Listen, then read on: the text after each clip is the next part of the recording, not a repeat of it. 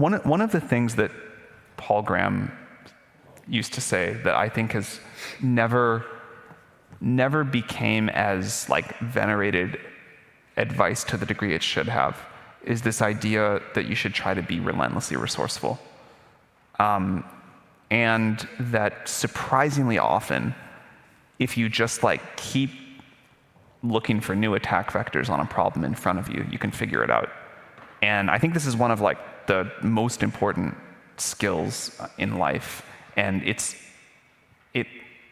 surprisingly learnable or teachable, whatever you want to say.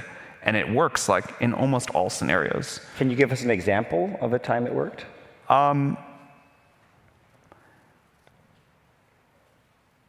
I think even just to use the example that you were going out, we needed to like figure out how to get a deal done with this mobile operator, and they didn't really work with startups or technology companies in general.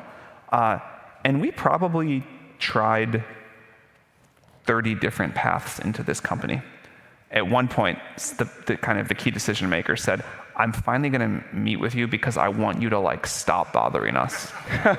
It's like too many things, but like you can just like keep doing that until something works. And I think like most people at kind of like the first ignored email or the first like path where you don't find the right person into a company, or at least the second, would just stop.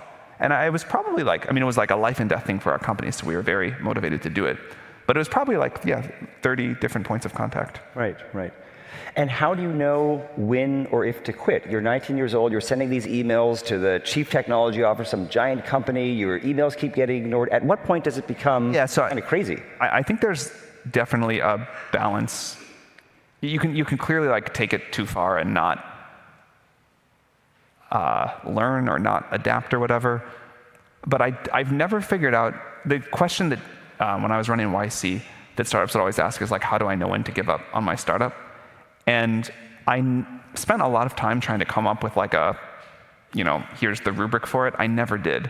I think all of these things are judgment calls. You can learn them by like very large data sets and trying a lot of times, but it's hard to say here's the one recipe that always works.